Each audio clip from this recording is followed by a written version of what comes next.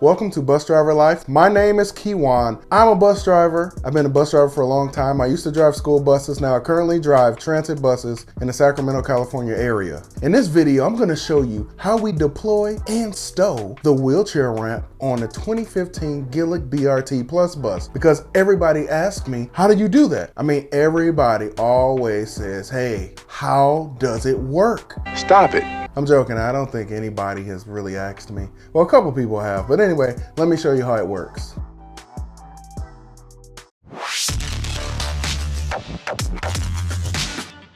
So first you got to make sure your parking brake is set. You got to pull to apply. Next, turn on the power, then deploy.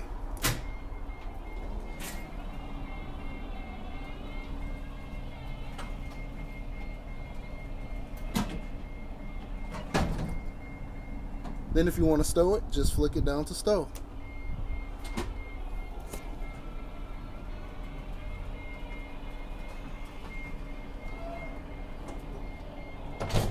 Then we have two spots for wheelchairs. You can see it's clearly marked on the floor. See this seat right here? Yes. It folds up. See that yellow knob here? I pull it and pull the seat up. See this seat right here? No. Same thing. The yellow knob right here, I pull it and pull the seat up. Then I have to pull this black knob so I can fold in the handrail here. And then we have three securements, two for the back of the chair and this one for the front of the chair. So where I currently work, we have a mandatory 3-point tie down for our wheelchairs. Now, I have worked for another transit system in the Sacramento region, and at the other one that I worked at, we had a mandatory 4-point tie down. So even though you have two separate transit systems, both in the same region, they both have different policies for securing wheelchairs. Of course, when you have a chair right here, you're going to need to extend the straps here so that you can hook them to each side of the chair in the rear. So you have to pull this red lever, then simply pull the straps out. Also, you can use this red lever right here, and that tightens up the straps on the chair so that it's nice, snug, and secure. So wheelchair ramps are vital to daily service with public transportation. On a lot of high-frequency routes, one bus operator can get several wheelchair and electric scooter passengers just in one day. And we also use the wheelchair ramp to board passengers with other mobility devices like walkers and canes, things of that nature. Keep in mind though, the wheelchair ramp is actually available to anybody that requests it. But to all the passengers out there, please keep in mind, bus drivers, bus operators, we cannot read your mind. So with the exception of like a wheelchair or someone that's gonna obviously need the ramp, someone with some sort of physical impairment or disability that we can visually see, we cannot just assume that you need the wheelchair ramp. As a matter of fact, there's a lot of people with mobility devices like walkers and stuff like that. Sometimes they want the ramp, and then other people, they don't need the ramp. They just lift up their walker and they step onto the bus. They do not want you to deploy the wheelchair ramp. You ain't lying. So it makes it a lot easier. If you need it, just request it. Now, clearly, if there's an electric scooter or wheelchair there, we are going to automatically deploy the wheelchair ramp. Thanks, Captain Obvious. Real quick story. I remember pulling up to a bus stop. It was a lady standing at the bus stop with this huge suitcase. So I kneeled the bus. When you kneel the bus, that just lowers the bus so it can make it easier for people to step onto the bus. So she's standing there in the doorway and I'm looking at her. She's looking at me. She's like, excuse me. You see me with this big bag. Why don't you let the ramp out? I was like, oh, I'm sorry, ma'am. You have to request it. I didn't know, but I'll let that out for you right now. She's like, no, it's common sense. If you see someone standing here with a bag, you should know that you automatically let that down. So that's the attitude that she had with me, and I didn't go back and forth with her after that.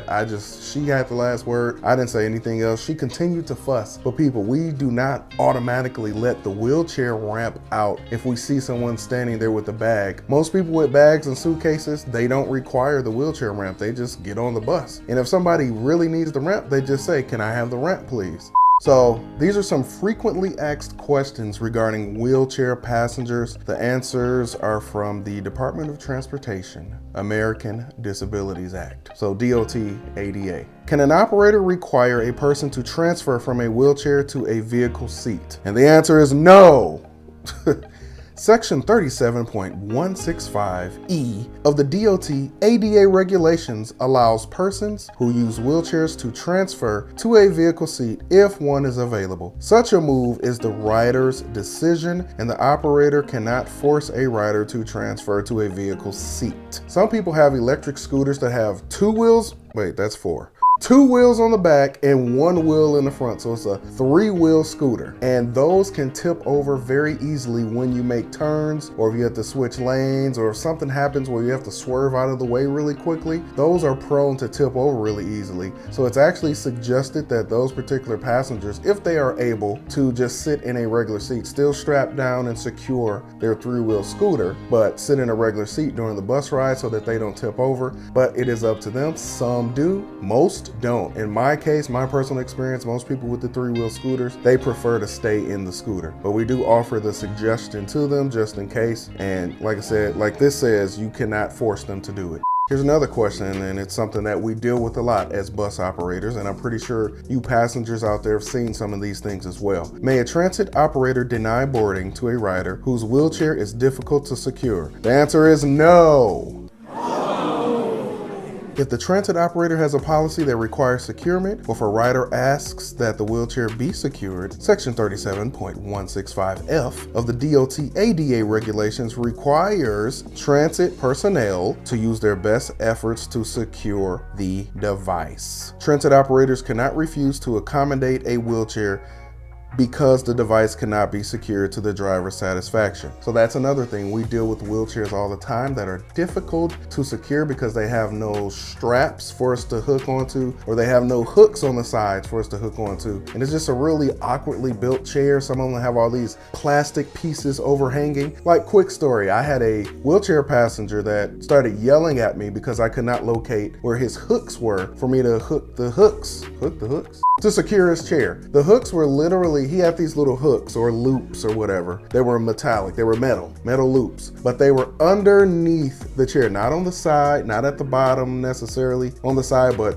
literally underneath the chair. You have to reach your hand underneath the chair and feel for these little hooks under there. So he was like pointing downward, and then he just yells at me, "I said they're at the bottom of my chair. What is wrong with you? You can't find them?" You know, it is what it is. And I just told him, I was like, "Sir, you don't need to yell at me. I'm not familiar with your chair. I'm trying to help you and get you secured so I can transport you safely. So let's figure this out together."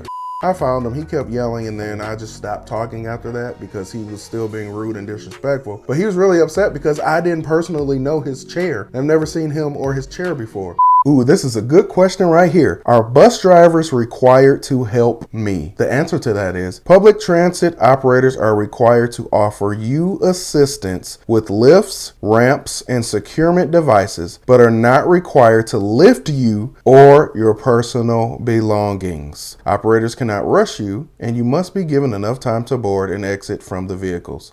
So that last sentence, we cannot rush, that is very true. And for some of the passengers out there that are sometimes wondering what are reasons why buses are late, sometimes we have the passengers with wheelchairs, they just get right in their spot quick. They are on the bus quicker than people that are not in chairs. Sometimes they just do it so smooth and quick. And then you have some people that sometimes they have a new chair and they're still getting to know their chair, or they're not familiar with getting on and off the bus with their chair. So sometimes they'll take longer. Like, I've had people take almost 10 minutes just to get onto the bus and get positioned in the correct way so that we can secure the chair and move on. Now, as far as people asking for help, I have had people basically tell me, like, go out there and get my bags of groceries, and I'm looking like, go out there and get your groceries? I don't do that. Now, did I help? Yeah, I helped, but no. We're not required to carry your bags, your groceries, your new television that you just bought, your mini fridge. We don't do that, not on the city bus. If you're gonna have things or if you need assistance, you're supposed to travel with an attendant, and a lot of transit systems will allow that attendant to ride at a discounted fare so that they can be there to help you with everything. It's not that we don't want to help, but the type of service that we're running, we're not able able to. There's not enough time for me to go back and forth outside to get all your grocery bags and put them in the seat. Then when you get off the bus, walk you to your front door with all your bags and stuff. But like I said, I have, and most bus drivers, we do go above and beyond to accommodate the passengers with disabilities and mobility devices. So don't think I'm coming off as mean, but drivers will help. Like if they see you got some extra stuff out there. Just the other day, I had a passenger in a wheelchair. She was exiting the bus. She was fine. She had a bag on her lap and it fell off of her lap and everything in the bag just tipped over and spilled. So she was still in the doorway. So I went out of the rear exit and went around and in the front, and I helped her pick everything up and helped her get situated so she can go on her way. So it's not like drivers sitting around like, I don't do that. That's not what I have to do. But it's good to have a clear understanding what is expected from the bus operator and from the passenger that's in a wheelchair. You ain't lying.